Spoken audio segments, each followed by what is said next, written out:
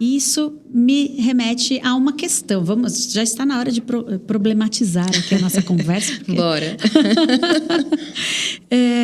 Nós temos observado, e estou fazendo uma generalização aqui, mas enquanto psicóloga, profissional da saúde, eu venho também observando como educadora, um empobrecimento simbólico, sobretudo dos adultos, mas cada vez mais cedo vamos percebendo essa dificuldade nas crianças que seriam imaginativas por essência, e são ainda, Sim. mas que já estamos olhando com uma atenção para isso. Sou também narradora de histórias, assim como você, e já tenho certeza que nós duas, né, já nos deparamos, eu já me deparei, imagino que você também já tenha se deparado com situações de você estar narrando uma história e a criança fala, mas isso não existe. Imagina, ouvir história na barriga da vaca, você não estaria aqui. Essa dificuldade das crianças, já desde muito cedo, se manifestando, e aí nos adultos isso já está, em alguns casos, eu acompanho algumas questões e percebo que em alguns casos já estão crônicos. Essa dificuldade de imaginar, uma vez que hoje nós já sabemos da importância, da potência de se alimentar o imaginário ao longo, especialmente dos primeiros anos de vida, para que a gente possa viver de forma plena esse mundo real, o quanto a fantasia, a imaginação são componentes essenciais. Né? Ao longo da trajetória da educação do Brasil, nem sempre isso foi visto. Né? Até muito pouco tempo havia um movimento mais racionalista, de que as histórias tinham que ter função utilitária, a história era contada para ensinar, para moralizar. E aí, de modo geral, a gente foi percebendo uma ampliação desse universo com a literatura infantil, ou gosto hoje de dizer a literatura para as infâncias, mais enriquecida, e aí muitos estudos, psicólogos de várias áreas do conhecimento, trazendo a importância de se descolar daquela literatura mais utilitária, racional, e uma defesa pela imaginação. Mas, de uns tempos para cá, parece que estamos desaprendendo tudo aquilo que nós fomos construindo. Concordo. E já observamos alguns efeitos desse empobrecimento simbólico. Sim. E aí eu te convido, porque eu sei que você também anda pensando um pouco sobre isso. Gostaria de te convidar. E também para convidar vocês que estão aqui nos assistindo.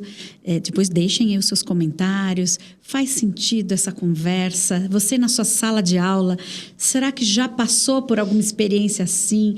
As crianças com muita dificuldade de criar, de ir para outros tempos, outros espaços, né? O que está acontecendo? Se vocês já percebem efeitos disso, dificuldades de compreender histórias narradas. Então, eu convido você que está ouvindo, que está assistindo, a participar também dessa conversa, deixando seu comentário. E jogo para você essa bola para você nos ajudar nessa conversa, né? Bolinha de gude que vai crescendo, vira uma bolinha de tênis, vira uma bolinha de futebol, de basquete, de pilates, né? Realmente é uma questão, um vasto território aí, né? Que vem me preocupando bastante desde a pandemia, que eu comecei a refletir mais profundamente sobre essa questão. Mas eu sinto que nós estamos perdendo essa dimensão simbólica da linguagem, que é realmente aquilo que nos constitui humanos, né? Antes de sermos sapiens, nós somos imaginários, né? Então, o símbolo, ele é um convite para o mistério, ele é um convite para o segredo, né? O símbolo, ele tem essa camada, essa parte visível e uma parte invisível que se desdobra, né? E é justamente, por exemplo, pensando na imagem de uma porta, né? A gente tem uma porta, a gente pode olhar para essa porta, para o material dessa porta, e aí a gente vai ver uma diversidade de portas, né? Portas de madeira, portas de ferro, a maçaneta da porta, a fechadura da porta, a cor da porta. Mas essa porta, ela é um portal, né? Então, quando a gente adentra o portal, a experiência que a gente vive lá dentro, ela é singular, e ela é ao mesmo tempo singular e coletiva, né? Esse que é o grande mistério, das histórias e desse campo do imaginal, né? Então, e hoje em dia a gente tem ficado na porta, né? E isso me preocupa muito, muito, porque é uma maneira literal de olhar para as histórias, né? Principalmente para os contos tradicionais, né? Que estão sendo, muitos deles, anulados por uma total incompreensão mesmo dessa dimensão mais profunda que essas histórias guardam, né? A gente, enfim, olha para o conto sem lembrar que o conto, ele é um ser vivo, né? Ele é um espelho da nossa alma. Então, todos os elementos desse conto, eles são partes nossas ali, né? Projetadas nessa história. Então, a princesa de um conto, ela não é uma mulher de carne e osso, dessa dimensão aqui onde a gente vive, né? Ela é uma qualidade interna, né? Os bichos de um conto também, eles não são os bichos que a gente vê aqui nas nossas florestas, né? Eles são símbolos, eles são um convite para a gente adentrar essas múltiplas dimensões de nós mesmos, né? Então, é muito difícil a gente olhar para as histórias dessa forma achatada, porque isso acaba com a possibilidade de viver experiências significativas a partir... As camadas ficam ali impedidas As camadas de ficam se abrir. impedidas, exatamente, né? E esses grandes contos tão antigos, eles guardam esses segredos, né? Da trajetória humana. Eu vejo essa arte de narrar como uma forma de brincar, né? E quando a criança brinca no seu movimento livre, não como você mesma disse, né? Essa história com determinada função, né? Essa educação pautada numa funcionalidade, né? O brincar pedagógico. Não. Quando a criança brinca livremente o seu faz de conta, né? E que ela está lá, dentro da história, ela pode viver a sua própria história por meio daquela história e descobrir coisas que só ela vai saber, né? Mas não, claro, com a razão. Ela vai experimentar com o corpo inteiro.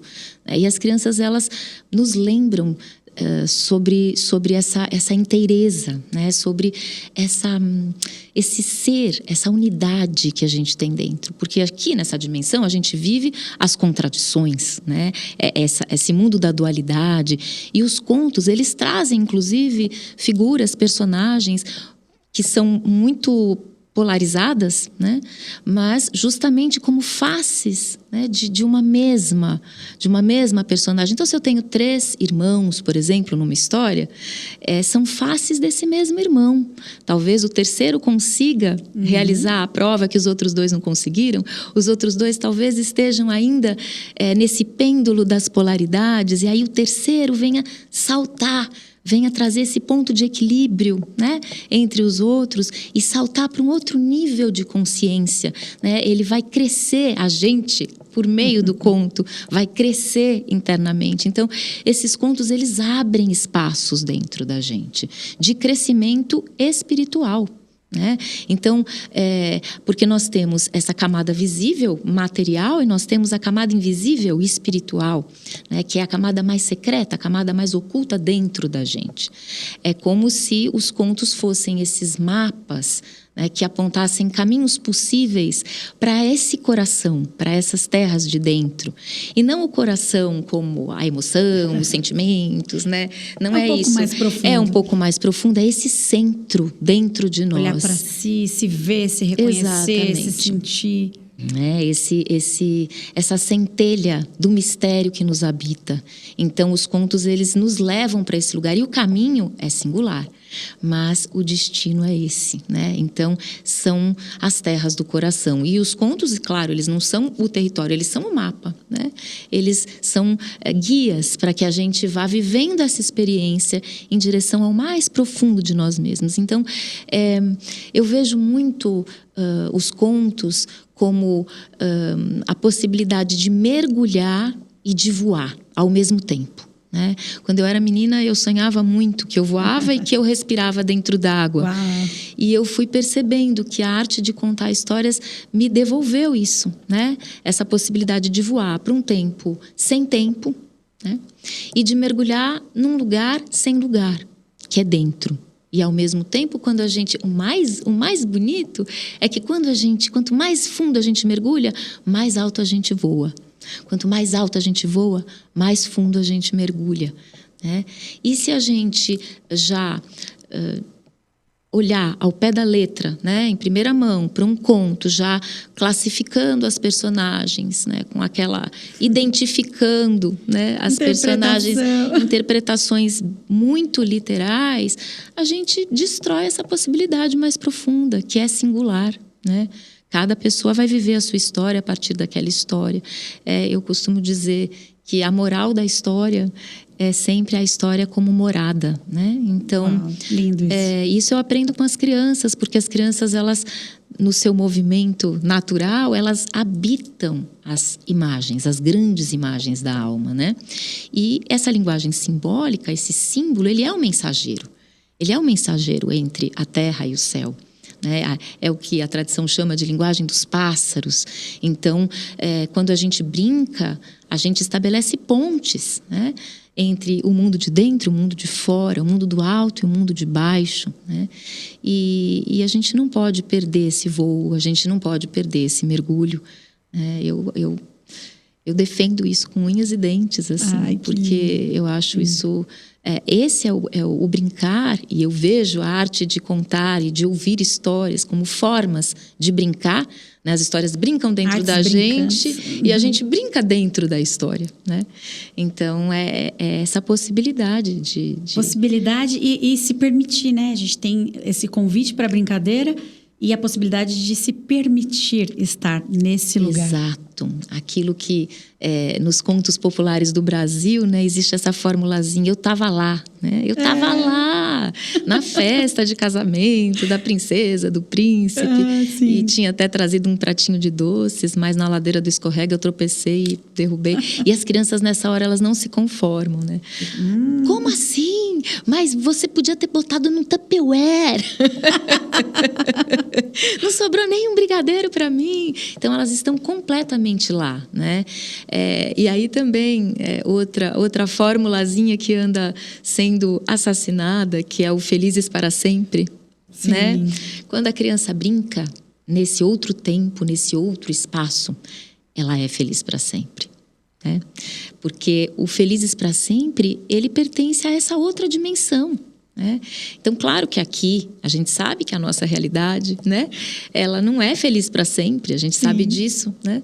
Mas na realidade dos contos, na realidade da imaginação, para ser feliz para sempre, é verdade, é de verdade. Por quê? O feliz para sempre, ele tem um instante de um piscar de olhos, e um piscar de olhos pode ter o tempo da eternidade, sim, né? Então, eu acho que sim. Não é tempo de relógio, a duração. Não, né? É outro tempo, é outra relação com o tempo, é outra relação com o espaço. E quando o adulto perde isso, as crianças vão sendo contaminadas por esse olhar racional e literal para esse manancial, né? Que são esses contos de sabedoria que atravessaram os tempos justamente porque... Por que será, né? Por que será que eles sobreviveram e sobrevivem, né?